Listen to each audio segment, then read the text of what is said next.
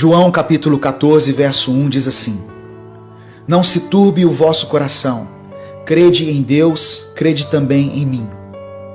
Se você ler o capítulo 13 de João, vai ver que o contexto era o seguinte: era a noite de Páscoa e da última ceia. Jesus estava sabendo que nas próximas horas ele seria crucificado.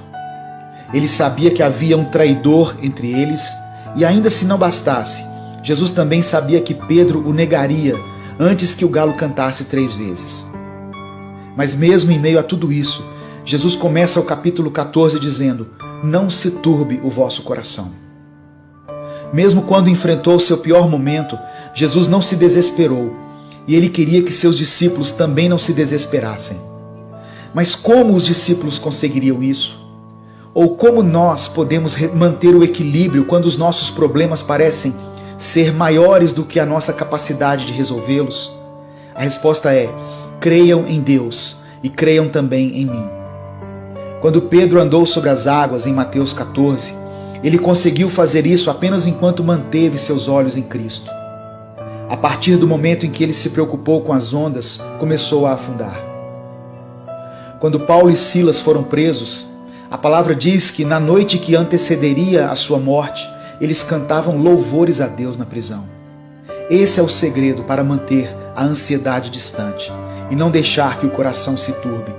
Olhar para Jesus e crer em Deus. Esse versículo contém uma ordem amorosa da parte de Jesus. Turbar significa sofrer perturbação. E o que ele nos pede nessa passagem é justamente isso: que nos tranquilizemos, que estejamos descansados e que possamos crer no Deus Pai, aquele que nos criou e que cuida de nós, e no Deus Filho, aquele que nos ama e que morreu no nosso lugar.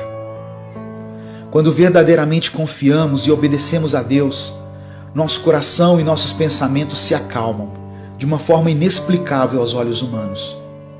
Tudo que Deus quer é a nossa total entrega, para que Ele coloque em nosso coração uma paz que exceda a inteligência humana, que não dependa de sentimentos ou circunstâncias. Muitas vezes é difícil esperar por definições, resultados e respostas. Criamos expectativas capazes de nos levar a um estado de profunda angústia, mas temos que fechar os nossos olhos e crer em Deus, pois a palavra diz que Ele trabalha para aqueles que nele esperam. Jesus diz em um amplo sentido e afirma: não ande esmorecido, sem ânimo. Deus nos chama à confiança. Ele te segura pela mão e te conduz. Creia somente.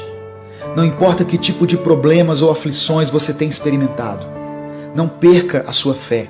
Não tenha medo. Jesus esteve, está e sempre estará no controle da sua vida, mesmo que às vezes as circunstâncias digam o contrário. Eu quero orar por você. Senhor Deus, que essa palavra venha trazer conforto e esperança ao coração daqueles que têm enfrentado problemas na sua casa, na sua vida sentimental, nas suas finanças, aqueles que têm lutado contra enfermidades ou que enfrentam dias difíceis em seus ministérios. Que tenhamos fé suficiente para fechar nossos olhos e descansar nas Tuas promessas, por piores que sejam as aflições que estivermos enfrentando. Eu te peço em nome de Jesus. Amém.